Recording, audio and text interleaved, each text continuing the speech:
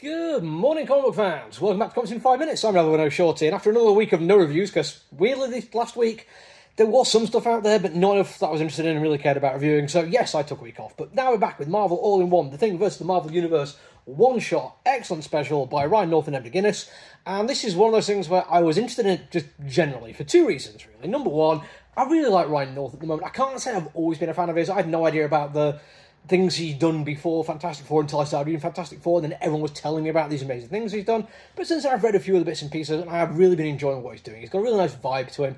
Feels like he's kind of happy just to roll with the idea that comic books should be fun, and I'm absolutely 100% on board with that. Don't get me wrong, sometimes I like my dark and gritty. I like my politically led stories. I like going into quite dark places. But if I want something which is just the fun that comic books can be, North is the guy at this point in time. Throw into that the fact that this is also conceptually something I thought would be a lot of fun to read, where every single thing in this comic book is just a splash page. Sometimes a double page spread, mostly the single, but it just means you have to worry about paneling, everything just flows quite nicely, but everything has to be the biggest and most bold it can be, which very much leans into Ryan North's strengths here. And Ed McGuinness, by the way, does a brilliant job on this. I personally was worried that this might not work as well as I wanted it to. I think this idea that, like, when I see the splash pages, all of it looks like it could be just fantastic artwork on its own and, like, stands on its own, and could be hard to get a narrative flow through that style of artwork. But he maintains a really nice dynamic energy throughout them, even those ones where it feels like, rather than it being a dynamic piece of artwork, story moving through panel or page to page, it feels more those moments captured in time in the story. There still is dynamism to them, and I really appreciate that. Now, some of the stuff I like about it is going to be spoiler, I'm afraid, so if you haven't if you haven't read this comic book yet and you don't get spoiled, I don't blame you. Wander off. Have some fun. There's like literally dozens of people talking about comic books on TikTok or YouTube or Instagram or Threads or wherever the hell this ends up. But if you don't care about spoilers, strap in. Because the big thing that really got me smiling was the end of this comic book. Because the story is brilliant. It's Thing returning from a solo mission. He's been off Earth for a while, and he gets back and eventually realises that everyone's been taken over by robots, and all the Avengers are out to stop him. And it involves this huge clobbering fest as he works his way through all of Marvel's heroes, figuring out who's who, what's what, but effectively just beating the ever-loving snot out of them, including at one point when he's kind of defeated everyone that can be defeated.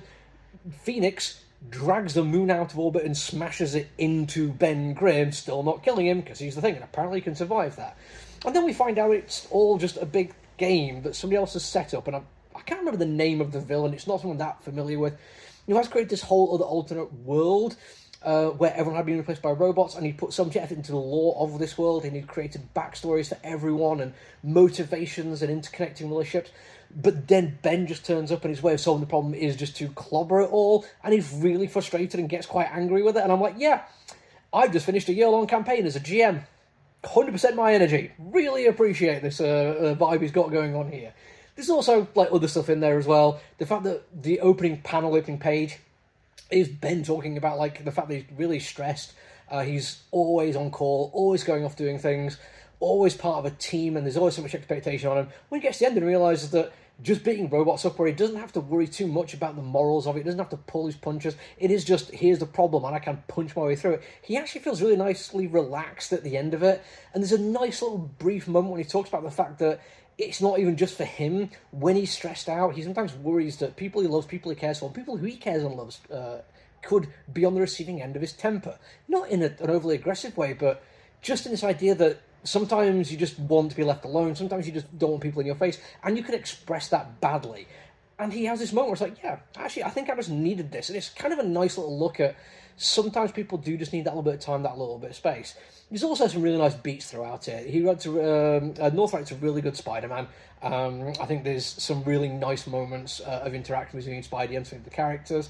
And I don't know who actually did this, but whoever put Captain Marvel in the little mesh jacket, fantastic move. I think I've seen it somewhere else, but I don't know who did it first. But every time I see it, I feel like I should comment on it because it looks amazing. It is a solid look and one I personally absolutely adore.